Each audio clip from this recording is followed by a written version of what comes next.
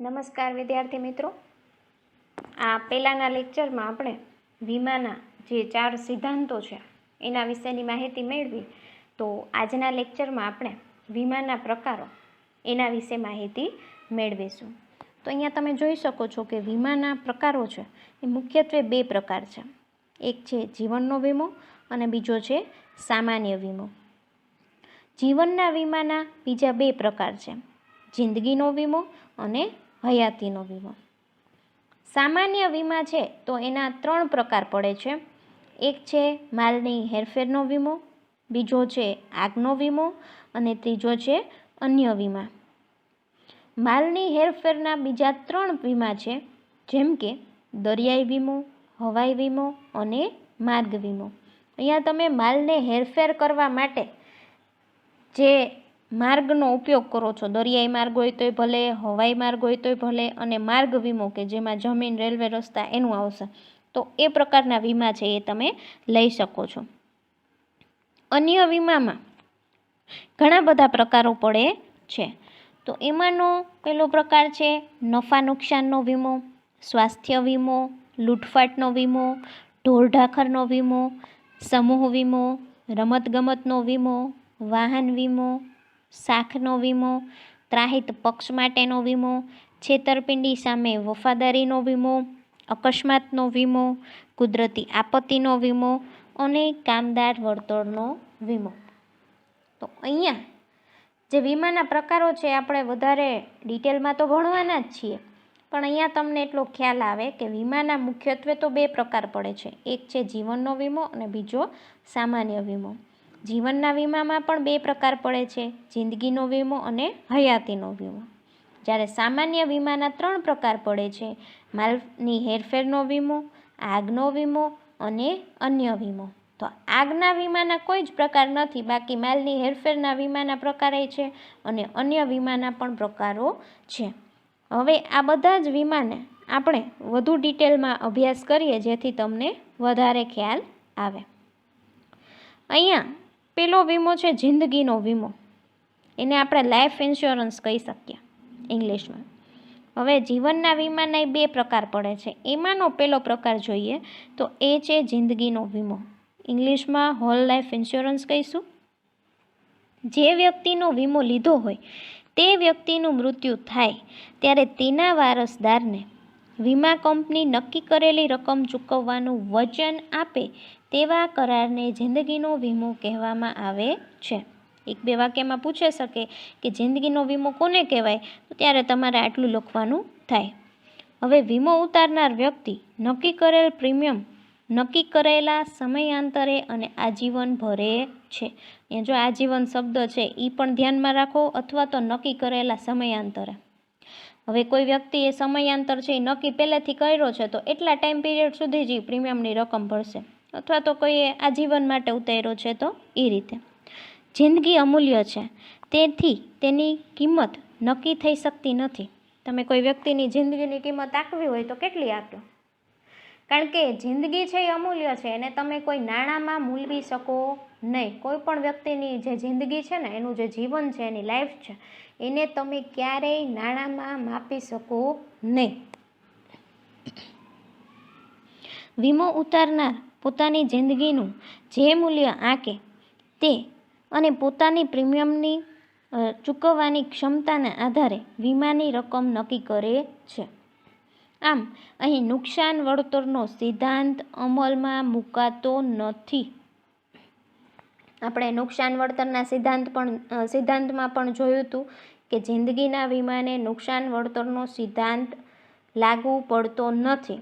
અહીંયા એ જ વાત આવી કે જિંદગીના વીમામાં નુકસાન વળતરનો જે સિદ્ધાંત છે એ અમલમાં મૂકી શકાતો નથી, કારણ કે કોઈ વ્યક્તિ મૃત્યુ પામે તો એના પરિવારને કેટલું નુકસાન થયું એ આપણે એને નાણાંમાં તોલી શકીએ નહીં.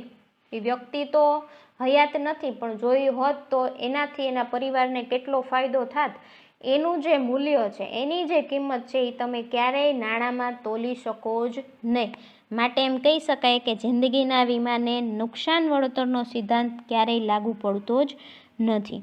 વ્યક્તિના મૃત્યુ સમયે જો કારણ શંકાસ્પદ ના હોય અહીંયા ઘણીવાર લોકોના મૃત્યુ થતા હોય, કોઈ એવું પણ કરે કે એના પરિવારને અમુક નાણાંની રકમ મળે ને એટલે એ લોકો પોતે મૃત્યુ એ રીતે પામે કે એમાં આપણને શંકા જાય કે આ વ્યક્તિ હકીકતે આ રીતે મૃત્યુ પામી કે શું. તો એવા ઘણા બધા કિસ્સાઓ છે એ આપણે મૂવીમાં જોતા હોઈએ છીએ કે પરિવારને નાણાંની રકમ મળે એના માટે થઈ અને એ કંઈક એવા દાવપેચ ખેલે કે વીમા કંપની માટે એ પોતે મૃત્યુ પામેલા હોય પણ હકીકતમાં પોતે જીવતા હોય.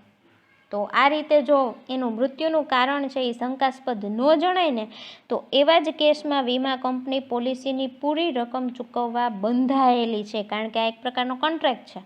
અને જો એ રીતનું થાય તો વીમા કંપનીએ આ રીતે જે રકમ છે એ ચૂકવવાની થાય છે. તો અહીંયા આપણે એમ કહી શકીએ કે વીમો લેનાર છે એ વ્યક્તિ પોતાની હયાતી દરમિયાન જીવે ને ત્યાં સુધી જે નિયત પ્રીમિયમની રકમ છે, નિયત એટલે કે પહેલેથી નક્કી કરેલી જે પ્રીમિયમની રકમ છે ને એ વીમો ઉતરાવનાર વીમા કંપનીમાં ભરે છે. આ વ્યક્તિનું મૃત્યુ થાય પછી તેના વારસદારોને વીમાની રકમ મળે છે. એ વ્યક્તિનું મૃત્યુ થઈ ગયું તો એ વ્યક્તિએ જે વારસદાર નક્કી કર્યા હશે કે મારા મૃત્યુ પછી આ વ્યક્તિને તમે વીમાની રકમ આપી દેજો, તો એ એના વારસદાર થઈ ગયા. માનો કે કોઈ માતા પિતા હોય તો એ પોતાના બાળકને છે એ વારસદાર બનાવે છે કે આ વ્યક્તિનો મારા નાણાં ઉપર અધિકાર, કારણ કે વ્યક્તિ તો મૃત્યુ પામશે તો પછી એના નાણાં ઉપર અધિકાર કોનો રહેશે? તો સ્વાભાવિક રીતે તો પુત્ર કે એની પુત્રી હોય એને જે પણ કાંઈ વારસદાર નક્કી કર્યા હોય એ પ્રમાણે હોય છે. તો એ વારસદારને વીમાની રકમ મળી જાય છે. એટલે કે વીમાની રકમ છે ને એ વીમો ઉતરાવનાર પોતે ભોગવી શકતો નથી, કારણ કે એ વ્યક્તિ તો મૃત્યુ પામી ગયો એટલે એના વારસદાર પાસે રકમ વહી ગઈ તો એ પોતે એની રકમ ભોગવી શકતો નથી. તો આ રીતે આપણે કહી શકીએ કે જિંદગીનો વીમો છે એ પોતાની આખી જિંદગી માટેનો છે. હવે બીજો પ્રકાર છે હયાતીનો વીમો, જેને ઇંગ્લિશમાં એન્ડોમેન્ટ ઇન્સ્યોરન્સ કહીશું. તો વ્યક્તિએ નક્કી કરેલી વીમા મુદત પૂરી થાય ત્યારે તે વ્યક્તિને અથવા નક્કી કરેલી મુદત પૂરી થાય એ પહેલાં, કાં તો મુદત પૂરી થાય છે ત્યારે અથવા તો એ પહેલાં જો વ્યક્તિનું મૃત્યુ થાય તો એના વારસદારને નક્કી કરેલી રકમ વીમા કંપની ચૂકવવાનું વચન આપે એવા વીમાને હયાતીનો વીમો કહેવામાં આવે છે. આ વચનના બદલામાં અવેજ તરીકે વીમો ઉતરાવનાર વ્યક્તિ નક્કી કરેલી પ્રીમિયમની રકમ નક્કી કરેલા સમયાંતરે નક્કી કરેલી વીમા મુદત સુધી ભરે છે. પ્રીમિયમની રકમ એ પહેલેથી નક્કી છે, એનો ટાઈમ પીરિયડ એ નક્કી છે અને વીમાની મુદત પણ નક્કી છે.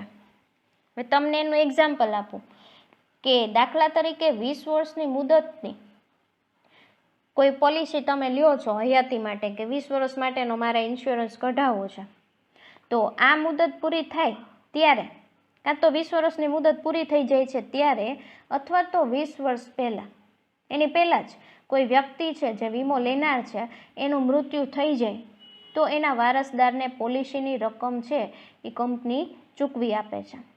જો અહીંયા ધ્યાન રાખજો કે હયાતીનો વીમો હશે ને એ ચોક્કસ મુદત માટે હશે કે 20 વર્ષમાં અમને એવું જોખમ લાગે છે કે કાં તો અમારા ફેમિલીમાંથી આ વ્યક્તિ છે એ હયાત નહીં રહે, એની હયાતી માટેનો અહીંયા વીમો છે.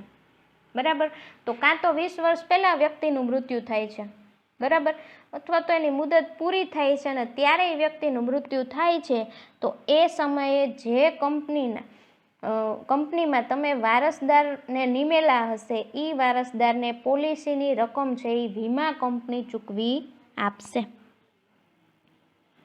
હવે જોઈએ સામાન્ય વીમો, એને કહેશું જનરલ ઇન્સ્યોરન્સ.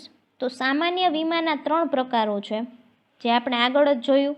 પહેલો છે માલની હેરફેરનો વીમો, બીજો છે આગનો વીમો અને ત્રીજો છે અન્ય સામાન્ય વીમા. એમાં પહેલો પ્રકાર આપણે જોઈએ કે માલની હેરફેરનો વીમો, ગુડ્સ ટ્રાન્સપોર્ટેશન ઇન્સ્યોરન્સ. માલને એક સ્થળેથી બીજે સ્થળે લઈ જતા તેને પૂર્ણ કે આંશિક કાં તો 100% માલ નુકસાન પામે છે અથવા તો આંશિક 50%, 60%, 70% વોટેવર એ નુકસાન થવાનું જોખમ હોય છે. આ અંગેના વીમા દરિયાઈ વીમો, હવાઈ વીમો, માર્ગ વીમો, જો માર્ગ વીમાને પાછા બીજા નામ આપ્યા છે એને રેલવે અથવા રસ્તા વીમો એ કહી શકાય, તો એ રીતે ઓળખવામાં આવે છે. અહીંયા જો નામ એવા ગુણ, માલની હેરફેર તમે કરો છો તો માલની હેરફેર કઈ રીતે થશે? એક સ્થળેથી તમે બીજા સ્થળે લઈ જાશો તો ત્યારે તમારો જે માલ સામાન છે એ કાં તો 100% નુકસાન પામે છે, એવું તો બહુ ઓછું બને, અથવા તો આંશિક નુકસાન પામે છે 50%, 60%, 20%. તો આ રીતે કોઈ પણ નુકસાન થાય છે તો એની સામે તમે રક્ષણ મેળવવા માટે વીમો ઉતરાવો છો. તો માલની હેરફેર એ પાછા 3 પ્રકારે તમે કરશો. એક તો માનો કે તમે દરિયાઈ માર્ગે કંઈ માલની હેરફેર કરી, જેને આપણે મરીન ઇન્સ્યોરન્સ કહીશું. તો દરિયાઈ માર્ગે માલ મોકલવાનું ઘણું સસ્તું છે. તમે દરિયામાં તમારો માલ સામાન મોકલો દરિયાઈ માર્ગે તો એ ઘણું સસ્તું પડે છે, પરંતુ વિલંબકારી અને જોખમી પણ છે. વિલંબકારી એટલા માટે કે દરિયામાં તમે કોઈ અમુક સ્પીડથી તમારું બોટ છે એ તમે મોકલી શકવાના નથી, એમાં ટાઈમ લાગશે, તમારે અમુક રાહ જોવી પડશે. અને જોખમી એટલા માટે છે કે દરિયામાં કંઈ પણ એવું તોફાન આવ્યું તો તમારી જે પણ કંઈ માલ સામાન પહોંચાડવા માટેનું ટ્રાન્સપોર્ટેશન તમે યુઝ કર્યું છે તો બોટ આખી તમારે દરિયામાં ગરકાવ થઈ જવાની. તો આ રીતે વિલંબકારી છે અને જોખમી છે. 18મી સદી પહેલાં મોટાભાગનો આંતરરાષ્ટ્રીય વેપાર દરિયાઈ માર્ગે થતો હતો. આપણે જોયું જ છે, અમુક મૂવીમાંય બતાવતા હોય, ટીટન્સને એ બધાય છે તો પોતે જે પણ કાંઈ માલ સામાન છે એ દરિયાઈ માર્ગે જ પહોંચાડતા હતા. અને પહેલાંનું આ એક પ્રચલિત સાધન હતું માલ સામાન પહોંચાડવા માટેનું, અને એ 18મી સદી પહેલાં લોકો કરતા. બરાબર. તો આ રીતે આંતરરાષ્ટ્રીય વેપાર છે, ઇન્ટરનેશનલ જે ટ્રેડ છે એ થતો.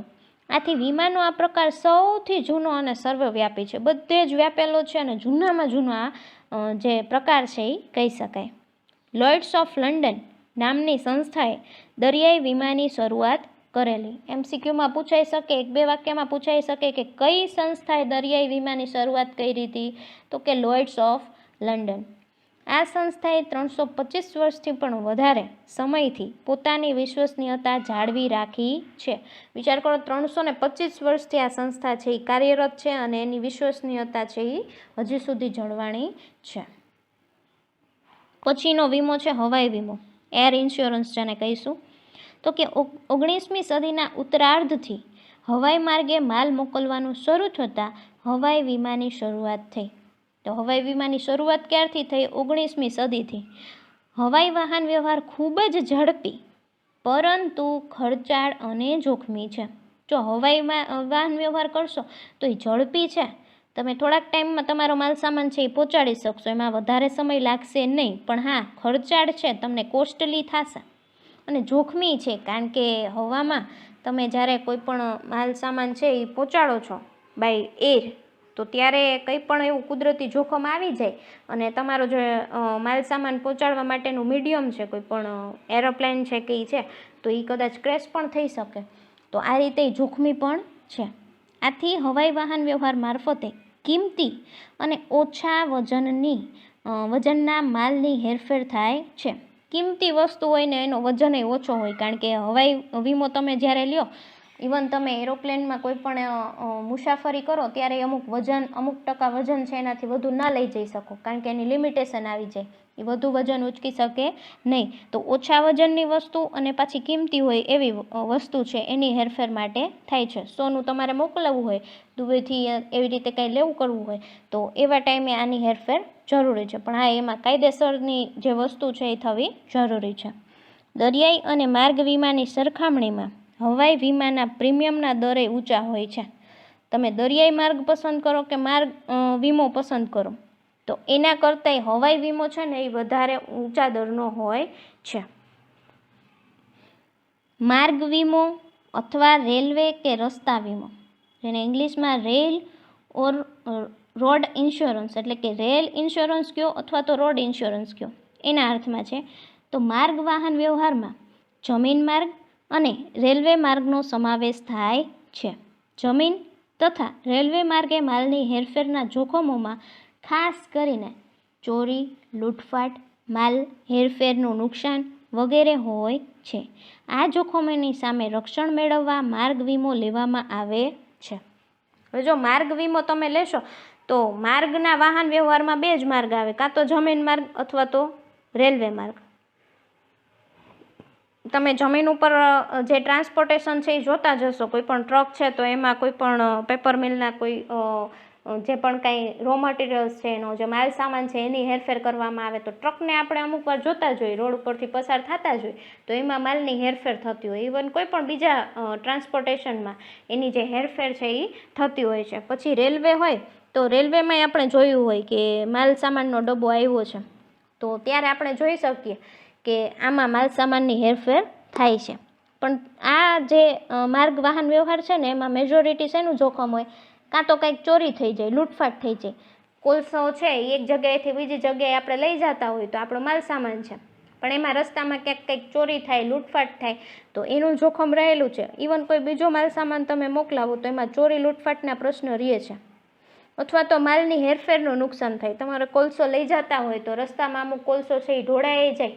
તમે લઈ ગયા હોય કેટલો કોલસો ને હકીકત અહીંયા પહોંચે ત્યારે કેટલો કોલસો હોય તો એ રીતે પણ એની અસર પડે છે. તો ત્યારે તમારે રક્ષણ મેળવવા માટે તમે આ માર્ગ વીમાનો જે ઓપ્શન છે એ પસંદ કરશો. હવે પછીનો પ્રકાર છે આગનો વીમો. તો આગના વીમાને આપણે ઇંગ્લિશમાં કહીશું ફાયર ઇન્સ્યોરન્સ. તો માલ તેમજ મિલકતને ચોક્કસ રીતે લાગેલી આગને પરિણામે પૂર્ણ અથવા અંશતઃ નુકસાન થાય અથવા તો એ નાશ પામે તો નુકસાન વળતર આપવાના વચનના બદલામાં પ્રીમિયમનું અવેજ મેળવવાના કરારને આગનો વીમો કહે છે. તો આગનો વીમો કોને કહેવાય એ પણ આપણે જોયું કે તમે કંઈ પણ માલ સામાન ઉપર આગનો વીમો લીધેલો છે તો કાં તો આગ લાગશે તો 100% માલ સામાન બળી જશે અથવા તો 50% માલ સામાન બળશે, 20% માલ સામાન બળે કારણ કે ત્યારે પછી જે ફાયરની ટીમ હોય તો એ પોતે એના ઉપર કાબૂ મેળવી લે. તો એવું પણ બને કે 20% માલ સામાન છે એ નુકસાન પામ્યો અથવા તો 100% બળી જાય. તો એ જેટલો બળ્યો એટલો, પણ એનું જે નુકસાન જેટલું થયું છે ને એના પ્રમાણમાં તમને એનું વળતર મળી જશે. આગના વીમામાં વીમા યોગ્ય હિતના સિદ્ધાંતનો આગ્રહપૂર્વક અમલ થાય છે.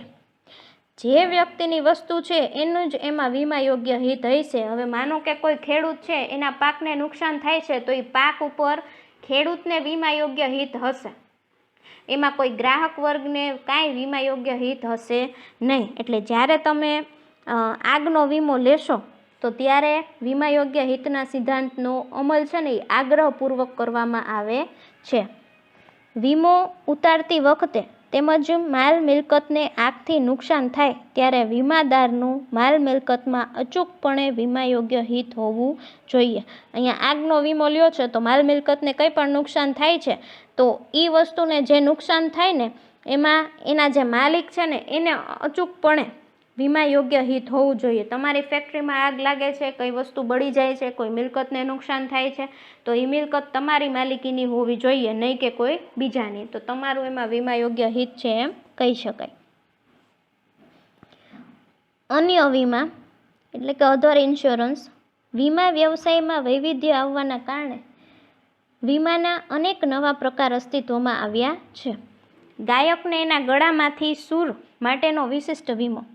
કોઈ ગાયક કલાકાર હોય અને એના ગળામાં કંઈક ખરાબી થઈ જાય તો આ એક એને જોખમ હોય કારણ કે એનો પ્રોફેશન આખો છે એ એના ગાવા ઉપર જ રહેલો છે. કોઈ પણ ગીતકાર હોય, કોઈ પણ સિંગર છે, એને માનો કે એના ગળામાં કંઈક નુકસાન થવાનું જોખમ લાગે તો એ ત્યારે એના માટેનો એક વિશિષ્ટ વીમો લેશે. તમે સાંભળ્યા નહીં હોય ને એવા વીમા તમને અહીંયા જાણવા મળશે કે વાહનોના વપરાશથી અન્યોને થતા નુકસાનનું વળતર આપતા ત્રાહિત પક્ષ, જેને ઇંગ્લિશમાં થર્ડ પાર્ટી કહેવાય, એનો વીમો. તમે કંઈક વાહન ચલાવો છો અને એના કારણે કોઈ બીજા વ્યક્તિને નુકસાન થાય છે, એનું એક્સિડન્ટ થઈ જાય છે તો એનું એક નુકસાન થઈ ગયું તો એની સામે પણ તમને એ વ્યક્તિને રક્ષણ આપવા માટેનો એક વીમો છે કે થર્ડ પાર્ટીને અહીંયા નુકસાન થાય છે ને એનું તમે વીમો લ્યો છો. કામદાર વળતરનો વીમો. ઘણી વખત એવું થાય કે કામદારને ચોક્કસ પ્રકારે વળતર તમે ન આપી શકો, કંઈ પણ નુકસાન જાય તમારી ફેક્ટરીમાં તો એવા સમયે તમે એને નિશ્ચિત વળતર આપી શકો એના માટેના વીમા લીધેલા હોય એની વાત છે. શ્રમિકો માટેનો વીમો. ઘણી વખત શ્રમિકો કાર્ય કરતા હોય અને એનો ક્યાંક મશીનમાં કે એમાં હાથ આવી જાય તો એ વ્યક્તિને જે નુકસાન થાય ને તો ત્યારે કંપની આ રીતના વીમા લીધા હોય તો શ્રમિકને કંઈ પણ નુકસાન થાય છે તો એની સામે વીમા કંપની છે એ વળતર આપે છે. વિદ્યાર્થી સમૂહને થતા સામાન્ય અને સામાજિક નુકસાન વળતરનો વીમો.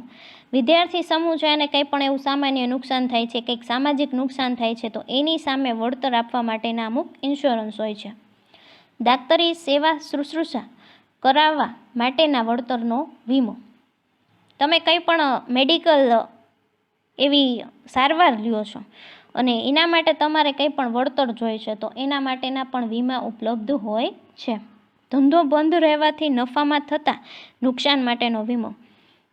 ઘણી વખત એવી સિચ્યુએશન આવે કે એના કારણે આપણે આપણો ધંધો છે એ બંધ રાખવો પડે અથવા તો ધંધામાં નુકસાન જાય, તો એ નુકસાન માટેના અમુક વીમા હોય કે નફો નથી થતો, ધંધો જ બંધ રહે છે, તો સ્વાભાવિક છે કે નફો થવાનો જ નથી, તો એની સામે જે તમારે નુકસાન થયું છે ને એનું વળતર એ વીમા કંપની ચૂકવે છે. કર્મચારીઓ દ્વારા થતી છેતરપિંડી માટે માલિકોને થતા નુકસાન વળતરનો વીમો. ઘણી વખત અમુક કર્મચારી છે એ એકમના માલિક સાથે કંઈ પણ છેતરપિંડી કરે, દગો કરે, વિશ્વાસઘાત કરે, જે કંપનીને લગતી અમુક ગુપ્ત બાબતો છે એ બીજાને જણાવી દે, તો આવા સમયે જે નુકસાન થાય છે ને એની સામે વળતર કોણ ચૂકવશે? વીમા કંપની. રમતગમત સ્પર્ધકોએ કુદરતી કે અકુદરતી પરિબળોના કારણે ન યોજી શકાય કે મુલતવી રાખવી પડે, તો તેથી થતા નુકસાન અંગેનો વીમો. તો અહીંયા રમતગમતના અમુક સ્પોર્ટ્સમેન હોય, કોઈક પર્સન હોય, તો ત્યારે શું થાય તો કે કાં તો કાંઈક કુદરતી પરિબળ આવી ગયું, વરસાદ આવી ગયો અને રમત છે એ બંધ થઈ ગઈ અને એના કારણે જે પ્લેયર છે એને કંઈક નુકસાન થાય છે, તો એની વાત છે. અથવા તો પોસ્ટપોન થઈ ગઈ ગેમ છે એ, તો ત્યારે જે નુકસાન થાય છે ને એનો વીમો ઉતરાવેલો હોય પ્લેયરે. અથવા તો કોઈક અકુદરતી પરિબળ હોય, કંઈ પણ એને ઈજા થઈ જાય છે અને એ રમત રમી શકતા નથી, તો ત્યારે એને નુકસાન જવાનું જ, કારણ કે એ રમત રમે તો એને ઘણા બધા નાણાં છે એ મળતા હોય છે. તો આ રીતે એ નુકસાન સામે પણ વળતર મેળવવાનો વીમો ઉતરાવી શકે છે. વ્યક્તિના આરોગ્યની જાળવણી અને સારવાર માટે ખૂબ ખર્ચ કરવો પડે છે. આપણું આરોગ્ય છે એ કિંમતી છે અને એની જાળવણી અને સારવાર માટે આપણે ઘણો બધો ખર્ચો કરવો પડે. વીમો ઉતારનાર વ્યક્તિને નક્કી કરેલી શરતો અનુસાર વીમા કંપની વીમા પ્રીમિયમના બદલામાં માંદગીનો ખર્ચ ભરપાઈ કરી આપે તો તેવી પોલિસી કેવી પોલિસી કહેવાય? વીમા પોલિસી છે એને સ્વાસ્થ્યનો વીમો એટલે કે મેડિક્લેમ ઇન્સ્યોરન્સ કહેવામાં આવે છે. તમે જે પણ કાંઈ સારવાર લીધી અને એનો જે માંદગીનો ખર્ચો છે એ તમને કોણ પૂરો પાડશે? વીમા કંપની. પણ એની અમુક શરતો હોય છે, એના રૂલ્સ એન્ડ રેગ્યુલેશન્સ હોય છે, એનો જે કરાર કરવામાં આવે ત્યારે અમુક બાબતો તમને પૂછવામાં આવે અને એને અકોર્ડિંગ આ તમારો વીમો છે એ ઉતારવામાં આવે છે. તો આને મેડિક્લેમ ઇન્સ્યોરન્સ કહેવામાં આવે છે. હવે જોઈએ વીમાનું ખાનગીકરણ. આપણે વીમાના પ્રકારો જોઈ લીધા, હવે એનું જે ખાનગીકરણ છે ને એની આપણે ચર્ચા કરીએ. તો ભારતમાં વીમાની શરૂઆત ખાનગી ક્ષેત્રથી થઈ હતી. ભારતમાં બ્રિટિશ હુકુમતના કારણે ઘણી બધી વિદેશી વીમા કંપનીઓએ પણ ભારતમાં વીમા કાર્યની શરૂઆત કરી. અયોગ્ય વેપારી રસમો આચરવામાં આવતી હોવાના આક્ષેપોના કારણે 19મી જાન્યુઆરી 1956ના રોજ વટહુકમ દ્વારા જીવન વીમાના ધંધાનું રાષ્ટ્રીયકરણ કરવામાં આવ્યું અને ભારતીય જીવન વીમા નિગમ, જેને ઇંગ્લિશમાં આપણે life insurance corporation of India અને શોર્ટમાં આપણે LIC તરીકે ઓળખીએ, તો એની સ્થાપના થઈ. આમ જીવન વીમા ક્ષેત્રે ભારતીય જીવન વીમા નિગમના એક હથુ ઇજારાની શરૂઆત થઈ. જો પહેલાં આપણા ભારતમાં જે વીમાની શરૂઆત થઈ ને એ ખાનગી ક્ષેત્રથી થઈ હતી, પણ પછી બ્રિટિશ હુકુમત આવવાના કારણે આપણા ભારતમાંય વીમા કાર્યની શરૂઆત થવા લાગી કે ભારતમાંય વીમા કાર્યની જરૂર છે. પણ આપણને ખબર જ છે કે આ રીતે જે બ્રિટિશરો છે એ પોતે અયોગ્ય એવી રસમો આચરે કે જે યોગ્ય ના હોય ને એના કારણે શું થયું તો કે 19મી જાન્યુઆરી 1956ના રોજ એક વટહુકમ છે એ જાહેર કરવામાં આવ્યો અને એના દ્વારા જે જીવન વીમો છે ને એનું જે બિઝનેસ છે એનું રાષ્ટ્રીયકરણ કરવામાં આવ્યું. MCQમાં પૂછી શકે કે જીવન વીમાના ધંધાનું રાષ્ટ્રીયકરણ ક્યારે થયું? 19મી જાન્યુઆરી 1956માં. અને ત્યારે આ જે LIC છે ને, આપણે નામ સાંભળ્યા જ છે, LIC જિંદગી કે સાથ ભી જિંદગી કે બાદ ભી. તો આ જે life insurance corporation of India છે એની સ્થાપના થઈ, બરાબર. અને જીવન વીમા ક્ષેત્રે જે આ LIC છે ને એનો એક હથુ ઇજારો છે એ અમલમાં આવ્યો કે LIC છે એને ઓપરેટ કરવા માટે એક હથુ એટલે કે એક જ વ્યક્તિના હસ્તક આ વસ્તુ છે એ ઓપરેટ થાય છે. સામાન્ય વીમાની શરૂઆત ભારતમાં બ્રિટિશરો દ્વારા થઈ હતી. આપણે હમણાં જ જોયું કે બ્રિટિશરોએ ભારતમાં આ વીમાની શરૂઆત કરી, તો એ સામાન્ય વીમાની શરૂઆત કરી. અને સામાન્ય વીમા ઉપર પણ સમયાંતરે નિયંત્રણ મુકાતા રહ્યા, જે આઝાદી પછી પણ ચાલુ રહ્યા. સામાન્ય વીમો ચાલુ થયો તો એમાંય અમુક નિયંત્રણ મૂકતા ગયા, અને આઝાદી પછી એનું તો ચાલુ જ રહ્યું. 1972માં સામાન્ય વીમા વેપાર કાયદા દ્વારા 1 જાન્યુઆરી 1973થી તમામ સામાન્ય વીમા કંપનીઓનું રાષ્ટ્રીયકરણ કરવામાં આવ્યું. એટલે બધાય જે સામાન્ય વીમા છે ને એ બધાયનું એક રાષ્ટ્રીયકરણ થઈ ગયું, નેશનલાઇઝ થઈ ગયા.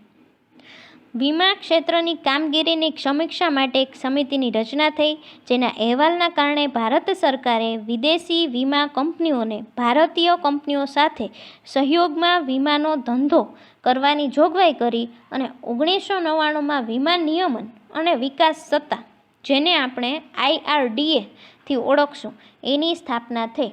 તો અહીંયા તમને એમ પૂછી શકે કે IRDAની સ્થાપના ક્યારે થઈ? 1999માં. હવે એ IRDA શું છે એના વિશે આપણે વિસ્તૃતમાં માહિતી મેળવીએ. તો વીમા નિયમન અને વિકાસ સત્તા, જેને આપણે IRDA કહીએ કે IRDA કહીએ, એનું ફૂલ ફોર્મ શું છે? Insurance regulatory and development authority. વીમા નિયમન અને વિકાસ સત્તા એ ભારતની સર્વોચ્ચ સ્વાયત્ત કાયદાકીય સંસ્થા છે, જે વીમા ક્ષેત્રના નિયમન અને વિકાસનું કાર્ય સંભાળે છે. હવે આ એક સંસ્થા છે કે જે વીમા ક્ષેત્રમાં જે પણ કાંઈ નિયમન છે, એના નિયમોનું પાલન કઈ રીતે કરવું ને એનો વિકાસ કઈ રીતે કરવો, એનું કાર્ય સંભાળે છે. IRDA એક્ટ 1999 દ્વારા ખાનગી વીમા કંપનીઓ માટે વીમા ક્ષેત્રના દ્વાર ખોલવામાં આવ્યા, અને આવી ખાનગી વીમા કંપનીમાં વિદેશી સીધું રોકાણ એટલે કે FDI, ફોરેન ડાયરેક્ટ ઇન્વેસ્ટમેન્ટ, એ 26% થઈ ગયું સુધીની મર્યાદામાં કરવા માટેની મંજૂરી આપવામાં આવી હતી. હવે આ IRDA એક્ટ છે, IRDA એક્ટ, એ 1999માં જે ખાનગી કંપની છે ને એના માટે પણ ખોલવામાં આવ્યું. અને એના દ્વારા શું થયું તો કે ફોરેનમાં રહેતા લોકો છે એ ભારતમાં જે વીમા કંપની છે ને એમાં પોતે રોકાણ કરે, એનું ઇન્વેસ્ટમેન્ટ કરે. તો એ કેટલું થઈ ગયું? 26% જેટલી એની મર્યાદા છે એ નક્કી કરવામાં આવી. કારણ કે FDI છે એ અમુક પોર્શન સુધી આપણે કરી શકીએ, એના બધા નિયમો છે એ સરકાર નક્કી કરે.